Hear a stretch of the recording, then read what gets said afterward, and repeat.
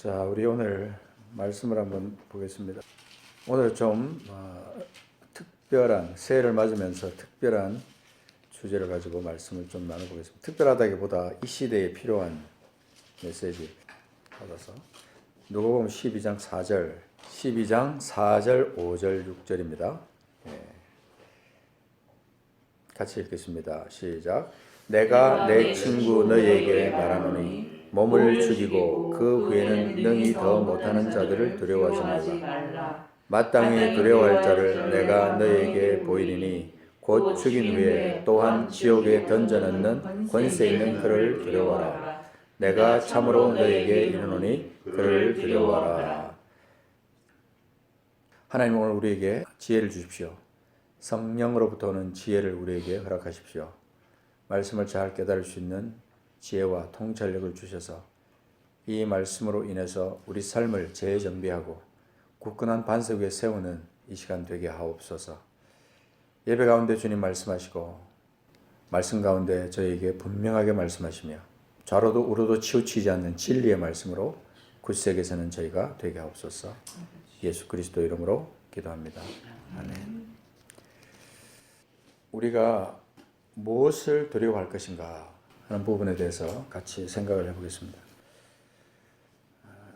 지난 한 해 동안 참 코로나를 많이 두려워했고 여러 가지 교회를 핍박하는 것 같은 그런 분위기 가운데 우리가 또 정부의 시책을 많이 두려워하고 그렇게 했습니다.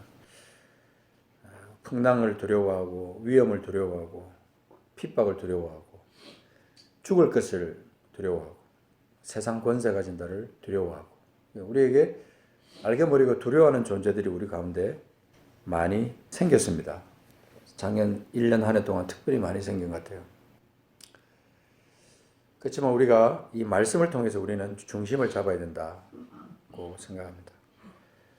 오늘 여기 말씀에 5절에 마땅히 두려워할 자를 내가 너희에게 보인다. 누가요? 우리를 친구 삼으신 우리 주님께서 우리에게 말씀하셨다.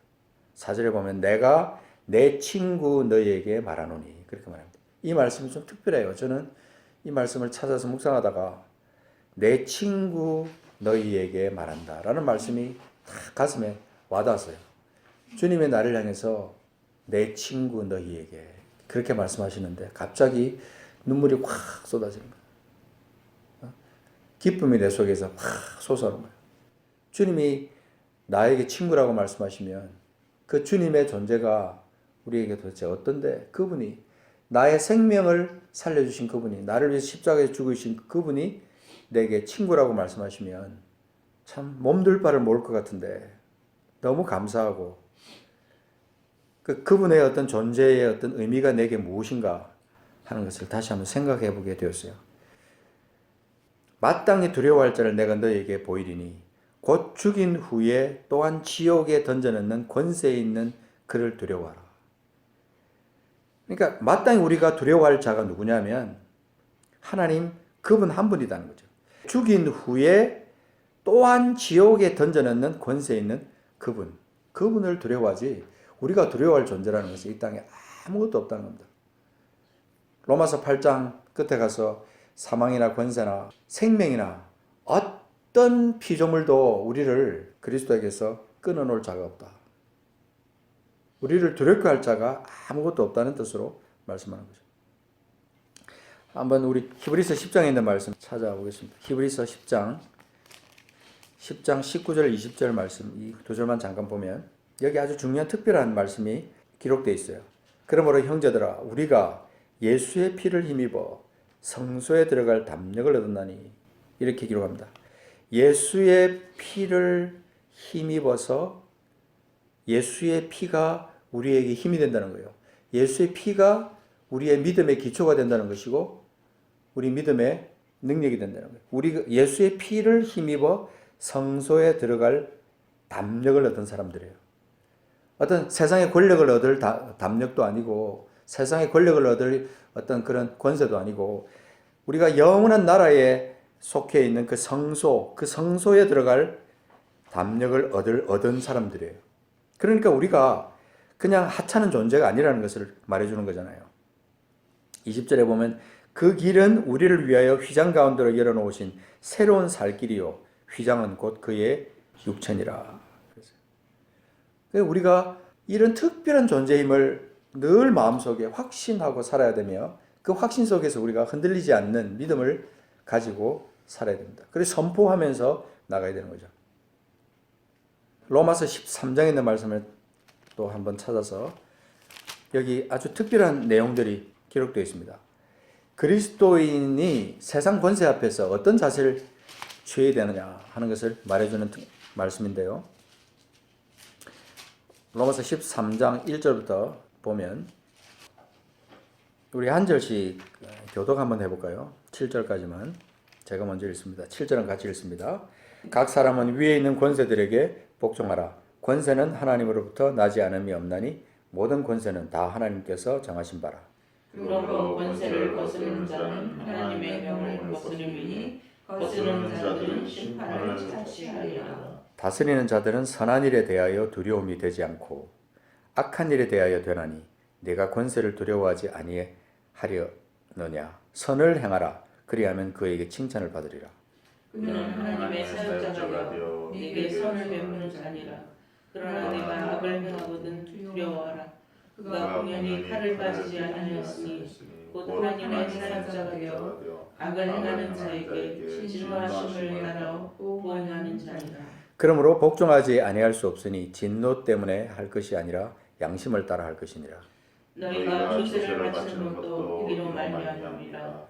그들이 하나님의 일꾼이 되어 바로 이 일에 항상 쓰느니라. 다 같이요. 모든 자에게 줄 것을 주되 조세를 받을 자에게 조세를 바치고 관세를 받을 자에게 관세를 바치고 두려워할 자를 두려워하며 존경할 자를 존경하라. 자, 아멘. 여기서 보면 두려워할 자를 두려워하며 존경할 자를 존경하라 라는 말씀으로 7절을 마무리합니다. 여기서 우리가 말씀을 한번 자세히 보면 여기 아주 중요한 진리가 담겨 있습니다. 그것이 뭐냐면 첫 번째로 세상 권세는 어디서부터 났냐면 하나님으로부터 났다는 거죠. 1절에 보면 권세는 하나님으로부터 나지 않음이 없나니 모든 권세는 다 어디로부터? 하나님께서 정하신 바라. 하나님께서 정하셨다. 세상에 그 기독교 국가가 아니라고 할지라도 이 세상 모든 나라는요 하나님의 통치권 안에 있어요. 그것을 우리가 인정하는 것이 굉장히 중요합니다. 대한민국도 미국도 중국도 어느 나라든지 이 권세는 하나님의 권세 아래 있어요. 하나님의 정함 아래 있다는 거예요. 그래서 2절에 보면 권세를 거스르는 자는 하나님의 명을 거스른다고 표현하는데 참 제가 옛날에는 이것이 받아들여지기 힘들었어요.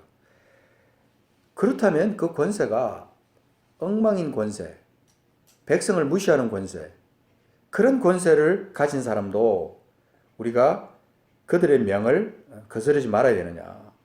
그러면 그들의 명을 거스르는 자들은 심판을 자취하는 것인가. 이걸 놓고 제가 많이 갈등하고 참 이 말씀을 내 말씀으로 그대로 받아들이기가 힘들었다는 거예요. 근데 말씀을 읽다가 쭉 문맥을 따라 읽다가 중요한 맥을 몇 가지를 찾아냈어요. 첫 번째는 우리가 말한 대로 권세가 하나님으로부터 났다. 이건 분명합니다. 이건 끊을 수 없는 진리예요. 근데 두 번째가 뭐냐면 이 권세 아래 있는 우리 그리스도인들의 삶이 어떠해야 하는 것을 이 성경에 분명하게 가르치고 있어요. 3절에 보면 다스리는 자들은 두려움이 되지 않는 그 한 가지 그 요소가 있는데 그게 뭐냐면 선한 일이라고 했어요. 선한 일. 다스리는 자들은 선한 일에 대하여 두려움이 되지 않고 악한 일에 대하여 되나니. 그 선한 일을 하면 두려워할 수 없다는 거예요. 이게 중요한 표현이에요. 선한 일을 하면 다스리는 자들이 두렵지 않아요. 그러나 악한 일을 할 때는 다스리는 자들이 두려움의 대상이 된다는 거예요. 경찰이 앞에 지나가면요, 우리는 왠지 모르게 쪼그라들어요. 이거 다시 한번 자기를 돌아보는 거예요. 내가 저 경찰에 걸릴 만한 일을 했나 안 했나. 돌아봤을 때 분명히 경찰에 걸릴 만한 일을 하지 않으면 아무렇지도 않게 지나가는데 내가 안전벨트를 매지 않았다든지 내가 뭐 속도를 내가 좀 지키지 않고 갔다든지 이런 일이 캥기는 게 있으면 괜히 뒷골이 땡기는 거예요. 그래서 그걸 언뜻 생각해 보면 내가 악한 일을 하고 내가 법에 저촉되는 일을 할 때는 이 다스리는 자들이 나에게 두려움의 대상이 되는 거예요. 그런데 선한 일을 하면 전혀 그들이 두렵지 않습니다. 선을 행하라. 그리하면 그에게 칭찬을 받으리라고 3절을 말했는데, 칭찬을 받는다는 말이 어떤 적본에 보면 honor, they will honor. 그러니까 그들이 우리를 존경할 것이다. 그리고 command라는 말이 있어요. 영어에. 영어 수업은 아니지만 command, C-O-M-M-A-N-D하고 E-N-D하고 다릅니다. command, A-N-D는 명령하다는 뜻이고 command, 이거는 칭찬하다, 인정하다 이런 뜻이에요. 선을 행하라. 그리하면 그 다스리는 자들이 나를 칭찬할 것이다. 나를 honor 할 것이고 나를 commend 할 것이다. 그 말은 아주 특별한 의미가 있는 거예요. 제가 어떤 목사님이 저한테 카톡으로 보내준 게 있어요. 코로나19 걸리는 장소 해놓고 버스를 타도 안 걸리고 지하철을 타도 안 걸리고 식당을 가도 안 걸리고 백화점을 가도 안 걸리고 교회 가면 걸리는 것이 코로나19다 라고 한다네요. 씁쓸하네요. 그게 저한테 이제 카톡에 갔어요. 이걸 보면서 어떤 생각이냐면 교회에 가면 코로나가 걸린다. 이건 이미 세상 사람들로부터 우리 교회가 인정을 받지 못하는 거예요. 그렇게 느끼지 않습니까? 저는 그걸 딱 받는 순간 느껴지는 거예요. 교회발 확진자라는 말이 나오는 그 신문기사 밑에 댓글을 보면요. 정말 기가 막힌 표현들이 너무너무 많아요. 분통이 터질 만한 댓글들이 너무 많다는 거죠. 물론 안 믿는 자들이 하나님의 나라를 씹으려고 하고 그렇게 그런 건 당연하지만 우리가 과연 하나님의 교회가 그리스도인들이 세상으로부터 이 선한 일에 대해서 인정함을 받고 있다면 과연 이런 말들이 날까? 물론 일부는 조금은 있을 수 있지만 오히려 그걸 방어해주고 지켜주고 그런 말 하지 마라. 교회가 지금까지 한 일이 얼만데 어떤 일을 했는데 목사님들이 어떤 일을 했는데 그리스도인들이 지금 어떻게 세상에 살고 있는데 그러면서 방어를 해줄 거라는 생각이 들더라고요.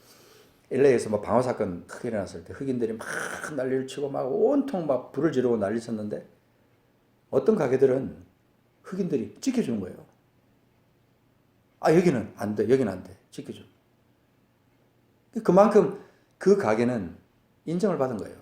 세상 사람들도 선한 일로 인정을 받았기 때문에 세상 사람들이 지켜주는 거예요, 거기를.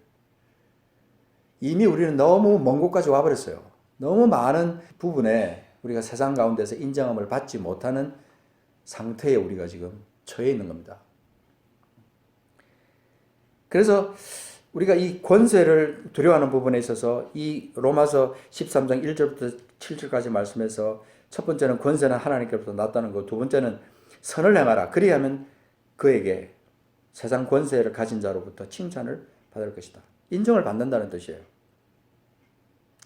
세 번째는 뭐냐면 내가 악을 행하거든 두려워하라. 그렇지만 악을 행하지 않으면 두려워할 필요가 없다 하는 것이죠. 4절 끝에 가서 보면 그가 공연히 칼을 가지지 아니하였으니 곧 하나님의 사역자가 되어, 여기 보면 그 세상의 권세 잡은 자들을 하나님의 사역자라고 표현하고 있어요. 하나님의 사역자가 되어 악을 행하는 자에게 뭐를 따라 보응한다? 진노하심을 따라 보응하는 자니라. 이 진노라는 단어가 나와요. 악을 행하는 그리스도인 이 말이에요. 악을 행하는 자에게 진노하심을 따라 보응하느니라. 세상 사람들에게 악을 따라 진노하는 건 당연하지만 믿는 자가 악을 행하기 때문에 그 악을 따라서 진노함을 받고 세상의 권세 가진 자들로부터 징벌을 받는다. 이건 너무너무 억울하지 않아요? 너무 분하지 않아요? 그런 생각이 너무 많이 드는 거예요.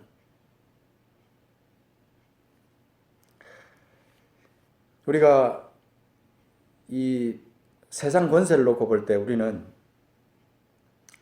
하나님 앞에 서 있는 모습으로 우리가 이 말씀을 생각해 봐야 돼요. 말씀을 적용을 해야 된다는 거죠. 여러분 마태복음 5장 16절에 보면 이같이 너희 빛이 사람 앞에 비치게 하여 그들로 너희 착한 행실을 보고 하늘에 계신 너희 아버지께 영광을 돌리게 하라.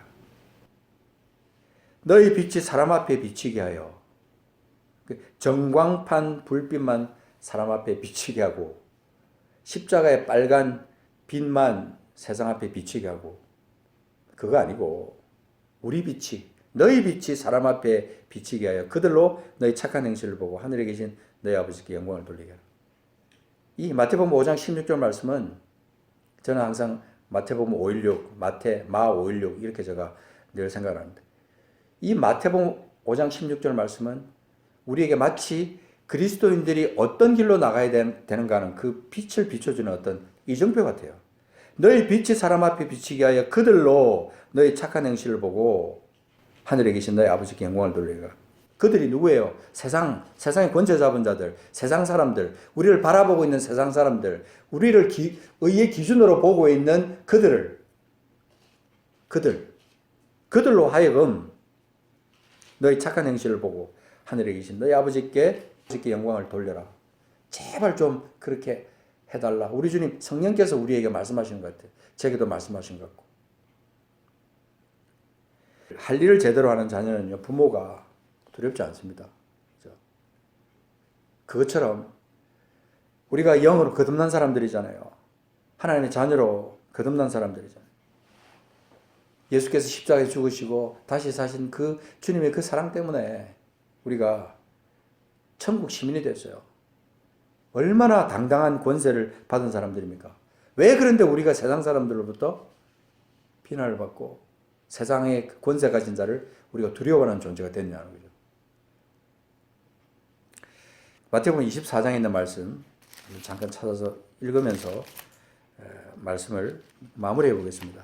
길게 우리가 말씀을 생각하는 것보다 말씀 자체에서 우리가 깊은 통찰력과 기준을 찾아내는 것이 중요합니다. 마태복음 24장 6절부터 보겠습니다. 자, 제가 한번 쭉 읽을 때 왜 이 말씀을 제가 같이 읽는지 그 이유를 한번 생각하면서 말씀을 보시기 바랍니다. 난리와 난리 소문을 듣겠으나 너희는 삼가 두려워하지 말라. 이런 일이 있어야 하되 아직 끝은 아니니라.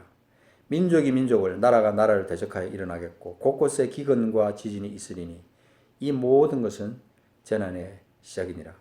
그때에 사람들이 너희를 환난에 넘겨주겠으며 너희를 죽이리니 너희가 내 이름 때문에 모든 민족에게 미움을 받으리라.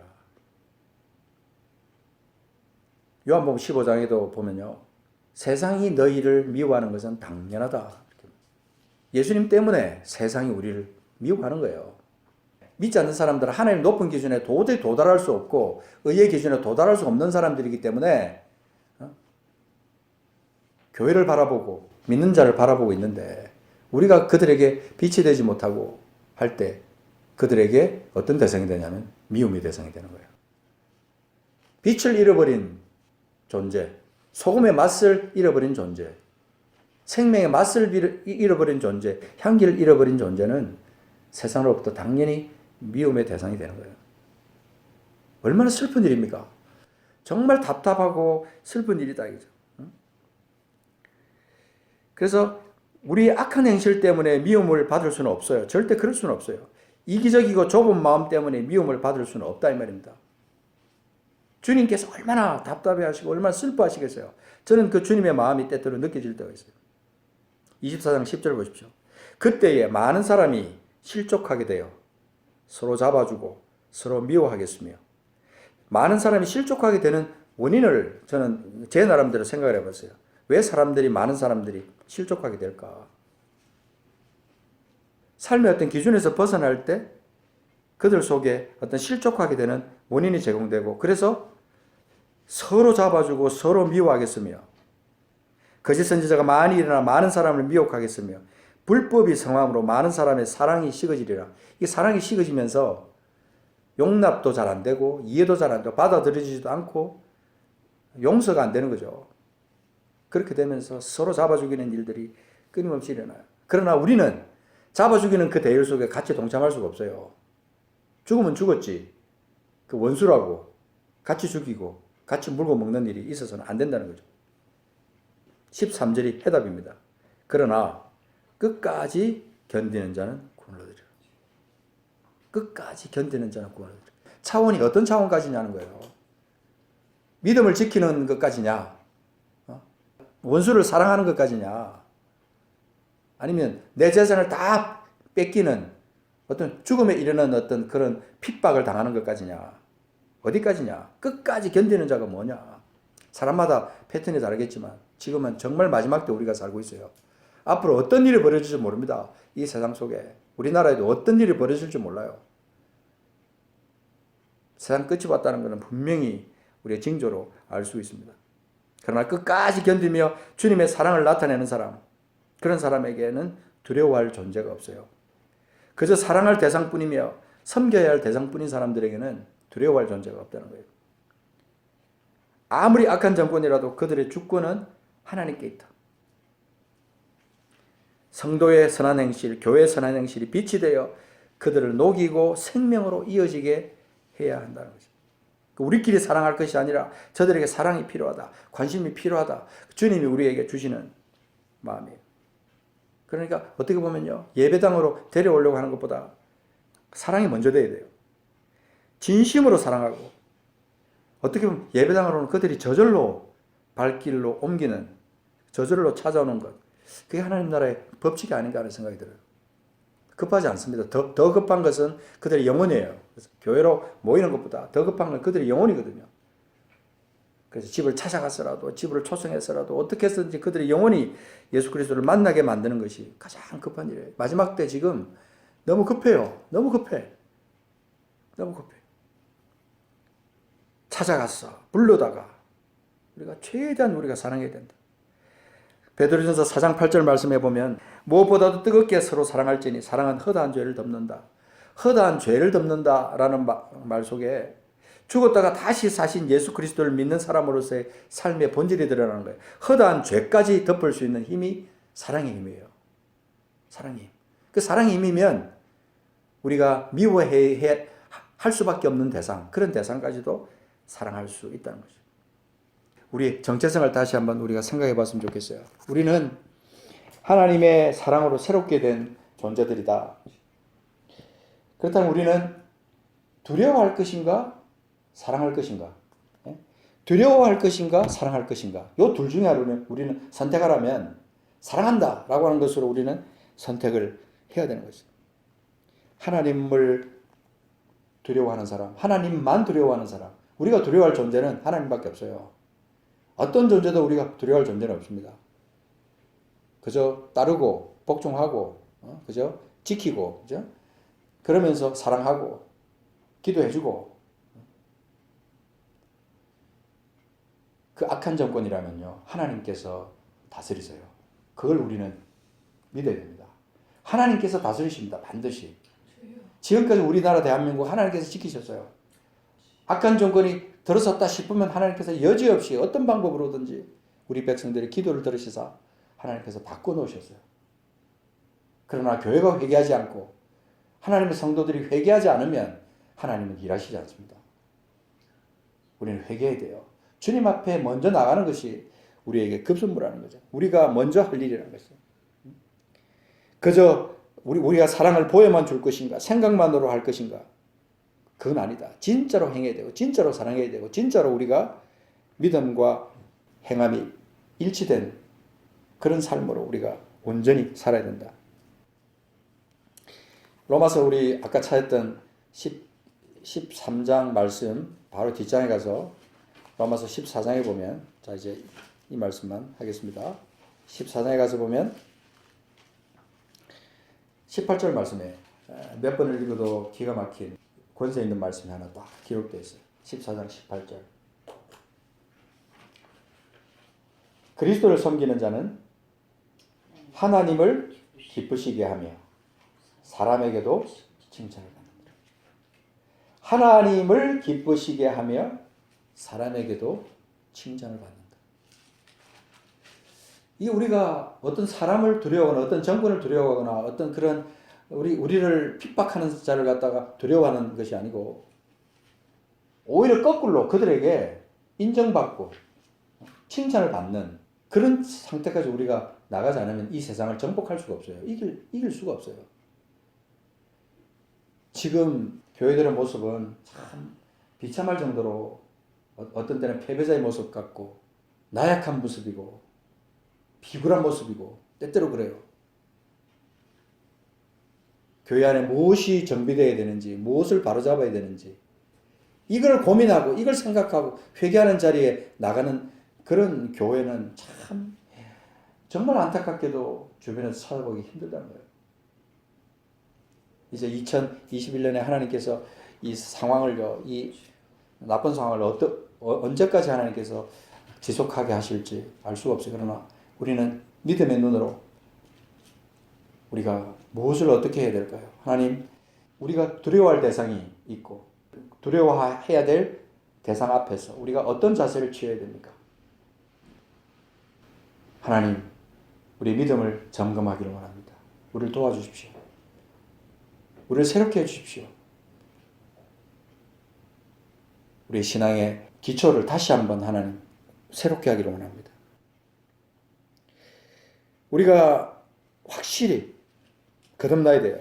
물과 성령으로 확실히 거듭나야 돼요. 그리고 주님의 마음을 가지고 우리가 가짜가 아닌 진짜로 이 땅 가운데서 바로 서야 돼요. 그렇지 않으면 우리는 계속 두려워할 대상에 끌려다니면서 두려워하고 오늘도 두려워하고 내일도 두려워하고 계속 그냥 뭐 전전긍긍하다가 세월 다 보내는 거죠. 오직 하나님을 두려워하면서 하나님의 마음을 가지고 세상을 바라보고 주님의 권세를 가지고 우리가 담대하게 나가야 돼요. 끝으로 제가 한 가지 여러분에게 말씀드리고 싶은 것은 이 위정자들을 위해서 우리가 기도할 것인가 말 것인가 이 부분이에요. 어떻게 생각하십니까? 옛날에는 저는 그랬어요. 위정자들, 그 악한 정권은 기도할 필요가 없다. 그런데 그들을 위해서 기도할 사람은요, 우리밖에 없어요. 그리스도인들밖에 없어요. 하나님의 큰 사랑을 가지고 하나님의 권세를 가지고 하나님의 능력을 가진 우리 외에는 이 악한 정권이라고 할지라도 이들을 위해서 기도를 해야 된다는 거예요.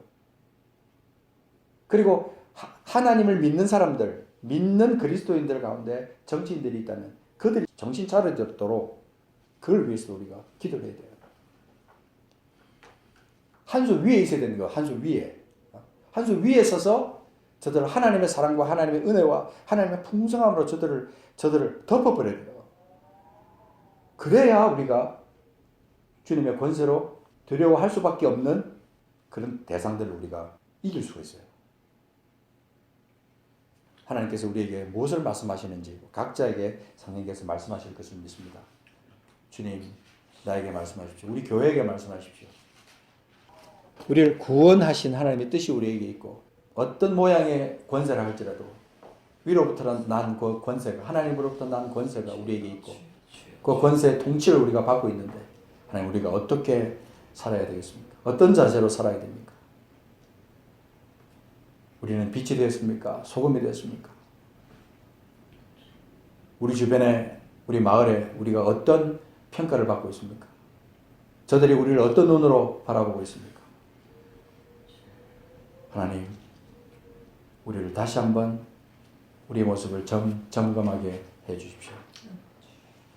아버지, 다시 한번 우리의 기초를 다시 한번 확인하게 도와주십시오.